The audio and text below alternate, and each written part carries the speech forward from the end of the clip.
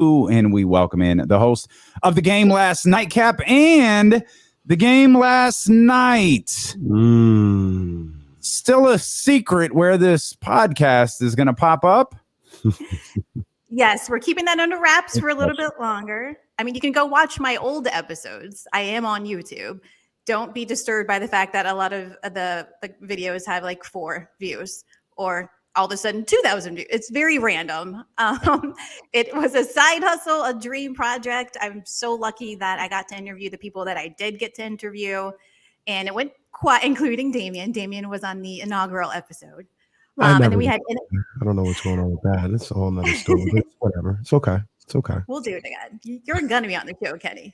And then we went out to In-N-Out Burger afterwards, which always makes any interview better. If you end with burgers, that's the thing. So that's how I paid my crew, basically, In-N-Out Burger and beers and what have you.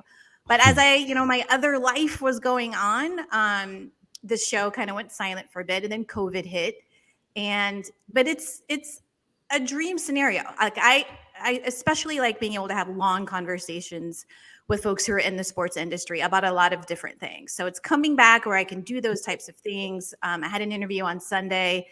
And so stay tuned for when it's going to air, where it's going to air, all those things. Very exciting. And Jesse's helping. That's Jesse produces everything. He's working more than me out here. Jesse everywhere. Best of Sacramento, Jesse. A fun footnote to our first conversation for the Game Last Night is you came to the Bad Guys studio down south and observed the old show. And what you don't know is before, hey guys, Olivia's coming in. Game Last Night. She's going to do a little thing on us. Hey Ken, can you not get dressed in the studio today? We've got company coming. That used to be he'd have his time because sometimes he'd be coming in hot, right? He'd have his meetings after Good Day Sacramento, and he'd come in and do the show. And the first segment, he'd just be changing clothes like it was a locker room. And excuse me. That would have been some good footage. That probably would have increased my views on YouTube had he had gone there. I thought it would be mildly inappropriate. So, Ken, could you, maybe change clothes before Olivia gets here? And he begrudgingly, like I heard about it, he begrudgingly did it. I'll tweet some of the photos from that day. Yeah, and it has Jason Ross, and I look miniature. I'm like, ooh, I want that old thing back, that old body. I don't know what's happened, but I had like dark black hair. Damien looks the same, ageless. No, we need to see this. I just like to see old photos. Like when Damien talks about interviewing Mace, I was like, we need to see that. I need to see this. Did I post a photo of me interviewing Mace? I have one. I think you posted it. It was either that or on your stories. I saw it. Oh, yeah. I definitely have one. So bad. Oh, it's all so bad looking back at that early 2000s era. It's tough. Everything is so baggy. And I think was it Macho Man where you had the belt buckle? Was that it?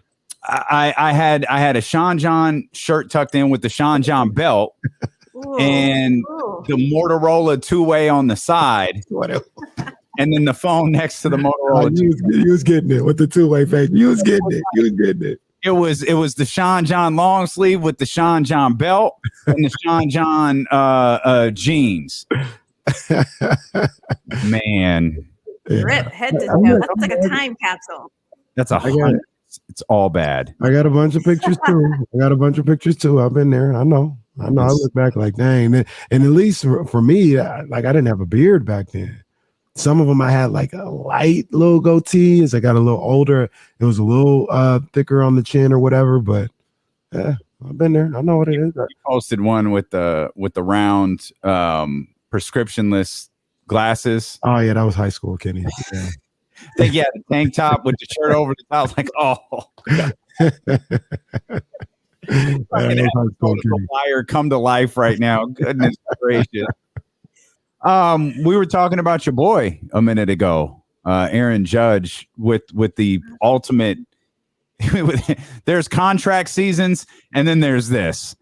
He's going to fall short of the Triple Crown. He obviously hit 62 yesterday, and the bank is open. You're a Yankees fan for whatever reason. Is there a do you see a situation where he's not on the Yankees next year?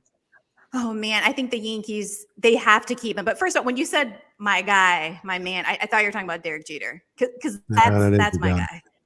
Yeah, that is. I do have a career year as far as I'm aware of. I know the captain went over really well, but no, I was definitely referring to Aaron Judge. Your other guy? Yeah, my other guy. He's a Yankee, so all of them are my guys. Okay. The Yankees would be a fool. The whole organization would be foolish to not give him all of the things, all of the money, all of the best parking spaces, all of the free cotton candy, him and his family, his future children. Keep him in New York. House, just give it all to him. Give it all or nothing at all. Remember that song? That was from that era. No, okay. No, I saw. Did you guys know that My Way came out 25 years ago though? Today. Oh, I was just a child. Oh my goodness. Really? Yeah. 25 years. It was a good album. It was eclipsed by how great Confessions was, but my Way is really good. Yeah, well, look, if we're just being honest, he hasn't put out a bad one. I take that back. The last two, the one with the last 7. No, stop. Now you're being a little disrespectful. Raymond versus Raymond wasn't bad. That was probably his last decent album he came out with. Stop, Damien. Stop. Don't do that. Do not do that. Okay. Don't do that. You go to Vegas and he's performing something from Raymond versus Raymond and you're hyped? He's got at least 2 songs on there. I'll find them. I can't remember the titles right now. Okay. You made my point right there. You just made my point. You remember the names of the songs on My Way? Yeah, because it's a better album. That doesn't mean Raymond vs. Raymond is trash. It's not good. Stop. Come on, man. Anyways. I'm saying I don't even know what song you were just singing, by the way. What song were you just singing? It was an O-Town song. Remember O-Town? They were like a boy band that was on MTV. Don't remember any of their songs, though. That was that's a 106 in Park exclusive band. Like they never made it off BET. That's no. I don't think it was 106 in Park. I think they were TRL. That's why I don't know my songs. Oh, okay. It was kind of like the band, but for white guys, and that was like their one song. They were from Orlando, so that's why they were called O-Town, and they sang that with their chest. They were, 'cause I want it all, just over and over. So that song has not left my memory. Plus O-Town, it made people, call me O-Town at the time. So. I like okay. I got you. I like Echo personally. We had a discussion though. We were talking about your guy, Aaron Judge, and trying to figure out what that next contract is going to look like. I said there's a possibility. I guess that's where it is. I'm not guaranteeing it, but there's a possibility you're looking at $400 million. And I think you could possibly talk somebody, whether it's the Yankees, the Giants, the Dodgers, into $400 million over only 5 or 6 years. And that would free him up to get another, maybe it won't be the same, but I think he can play till 40. So that would free him up to get another $250 million on another contract when he's like 36 years old. You think $400 million for 5 years is a little too high? It might be, but the thing is, it's like I'm thinking the way that you're thinking, that he should have 2 contracts, like 5 years and then another 5 years versus doing 10 years at $300 or $400 million. Because if Aaron Judge can stay healthy and keep obviously playing like he is, this is a record year. Hopefully he'll stay near here moving forward. He should cash in. He should bet on himself being able to do even better or staying the same at least, again, after that 5 years. But of course, betting on yourself that way, it can be a challenge because, Juan Soto, he bet on himself. He hasn't done as well as he did prior doing to the Padres. They're still hanging on to that wild card, but it's a crapshoot, all of it. But I think particularly Aaron Judge should go ahead and look for a deal where he's in for 5 and then in for another 5 or so, around those numbers, because he could really cash in on that. So real quick, Damien, let me ask. So Damien, and is that how the Yankees possibly get outbid? So if the Yankees are willing to give 400 over 10 and the Giants say, we'll give you 400 over 6, is that how they lose out on Aaron Judge? Okay, we'll give you 400 over 6.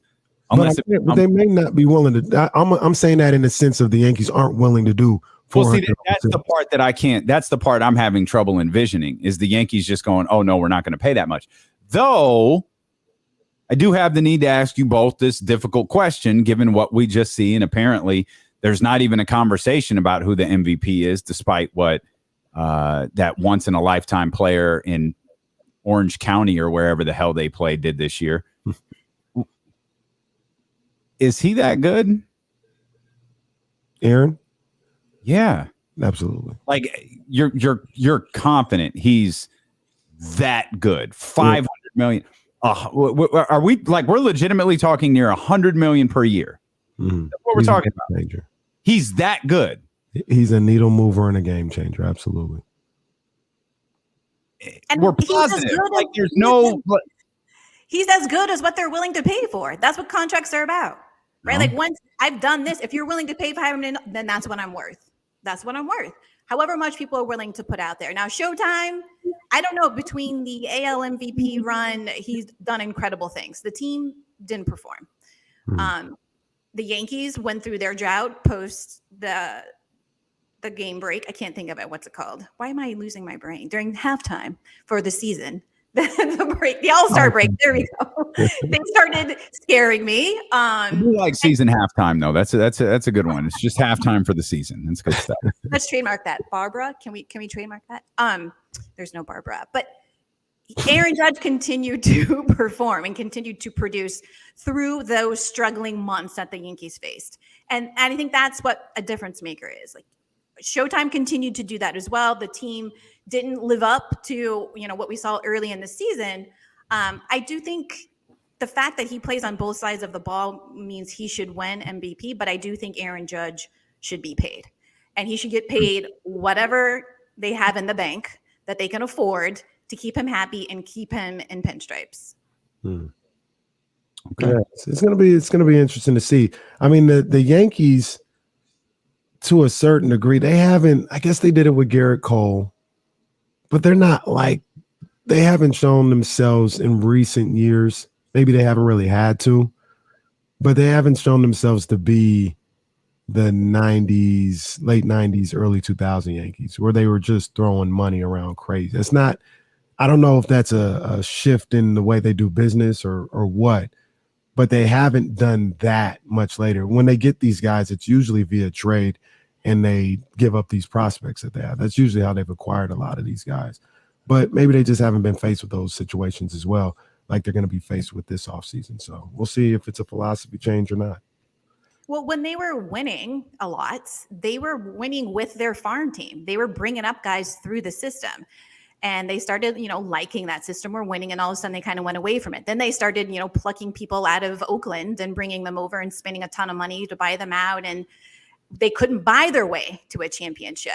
Aaron Judge is a different player, and I think when the Yankees concentrate on investing in an individual like him, keeping him around, one thing, it builds confidence with the other players that are there, and it builds some stability, and your fan base is excited. And while the Yankees approach contract negotiations very differently, and something that we learned in The Captain, you might be the biggest thing in New York, but when it comes down to it, it's business. But I think they're also thinking about Aaron Judge as being the business, doing the job, doing the work. And so we have to reward that. Mike Trout makes $37.1 million per year. He signed a 12-year, $426 million contract. Which leads me to believe we're probably looking at, if they go the short-term route with Aaron Judge, something in the vicinity of, man, you're probably really, really pushing. I mean, can you imagine? You're at 37.1 right now. If you jump to the highest annual salary from 37 to 50, he'll probably far-fetched. 50 would give him, that's 400 over 10 years. Or like what's the length? 12. If it was 10 years, yeah. If he went 10 years, but like I really believe 400 over 5 or 6 is probably pushing a little bit. I think he's going to get 3 to 350 over 5 years. And whatever that annual is, that's what it is. But I think that's where we're going. Okay. I don't do math without a calculator. What do we determine? 350 over 5? Bro, That's $70 million per. That's almost twice what Mike Trout makes. That doesn't seem realistic to me. I understand what you're saying, but he's not signing no 10-year deal. No, I understand that. I'm off the 10-year deal. I'm looking at more of the average annual salary. I understand why that sounds crazy. I think that's going to be around what happens, even if it's that's a market reset for all of Major League Baseball. That's Mike Trout walkout money. Like, I'm sorry, he signed what? Oh, okay, I'm walking out till this is renegotiated. And to be honest, yeah, he should. And to be honest, him and Bryce Harper shouldn't have signed them deals for that. Bryce Harper should have. I don't know that. I think these 10, 12-year deals are stupid. I think these are dumb. They are, but they're actually real. Unlike they're real. Like, and that's why I like when the Soto thing came out where they were trying to talk about he turned down a 12-year, 5. Oh, you're damn right he turned down a 12-year deal. He's 23 years old. Yeah. Give me a 5-6 year deal for a couple $100 million and let me do this thing again in 5-6 years. That's nuts. Trevor Bauer, by the way, makes $35 million a year. That's crazy. Has he played at all? No. Hey, is he suspended? I don't even know what happened to him. I think he did get suspended, or maybe he's on the commissioner's list or something like that. Funny. Yeah. Hey, real quick though, Damien. Real quick. You tripping? Hey, daddy's home. There goes my baby. Little freak. OMG. Papers. The hell are you talking about? Hot toddy. All of that is on Raymond versus Raymond. You're bugging. Raymond versus Raymond. I might have underrated it. You're bugging. Raymond versus Raymond had smashes. No, it didn't. Oh my God. Just because, see, this is the thing with you. You like the song and you think it's a smash. It's not. Just they were singles. They were singles. When you listen to the Hot 25 of the week, like these were on there consistently. If they were 25. They were on there. You had about 5 of them on there. Apologies for this, Olivia. This Olivia agrees. Never stops. No, she doesn't. I'm not getting in it. I'm not getting in it. Do you? I'm just picturing Kenny roller skating to all of these Usher songs. Yeah, it's roller skating to the new joint with him and the City Girls. That is absolutely a roller skating song. Good loving. Mm-hmm. I agree. How do you appreciate 62? Like as a Yankee fan, as a diehard baseball fan, what does 62 for Aaron Judge mean? I think it's incredible. I think it's an incredible AL record breaker. I think Garrett Cole, they both enjoy breaking Yankees records. They did great stuff for the AL, but we know who the home run king is. So it's great for Aaron. It's great for his family. Great for the Yankees. Great for baseball. But there is an actual champion, and I pay homage to him. I'm not pretending like he didn't exist or that era didn't exist and wasn't different. Yeah, but still, let the record show that Barry Bonds is the all-time home run king. And you know what? The thing about it is, like, and our guy Monte Hill said it last night. I know Damien's talked about it. I've talked about it on here. There is absolutely room to celebrate what Aaron Judge has done without crapping on Barry Bonds or even bringing up the all-time home run record. And that's the thing that kind of frustrates me. Like, just celebrate the historic season that he had. We don't have to talk about, he did it clean and this and that and real home run. He had a great season. And just talk about the great season he had. And if you want to put some type of record on it, you can say, yeah, he has the most home runs in the history of American League Baseball. Cool. Like, that's great in itself. But too many times the Roger Maris Juniors and other reporters want to find a way to crap all over Barry Bonds. And remind you, it's always almost exclusively Bonds. It ain't never McGuire or nobody like that. It's exclusively Barry Bonds. And take away, in my opinion, the attention from what Aaron Judge was able to do this year. It's unnecessary. That's what I think is the biggest issue for me is you're taking away from Aaron Judge's moment by constantly bringing up what happened years and years ago, a decade ago. And as a fan, I'm not the type of sports fan that is constantly comparing players from different eras. Who was better, Michael Jordan or LeBron? They're just playing in different eras. Who was a better football? Who was a better quarterback? Was it? You have to judge them by what was happening in the game, who they were playing against, and the type of game that was happening at that time. Aaron Judge is playing in a different era. Pitching is different, hitting is different. So, let's just enjoy this record. But constantly bringing up, Roger Maris, yeah, your dad did an amazing thing 50 years ago. As his son, yeah, you've got some thoughts and opinions on it. And he had some thoughts and opinions that he already shared because he was invited to those games and quoted to say this and that. And okay, thank you for that. Goodbye now. As people in the media, I don't think they need to keep going back to him, going back to his Twitter feed and reading it. It's us, folks in sports media, who keep bringing these people into the conversation and kind of dampering the celebration that I think Aaron Judge deserves.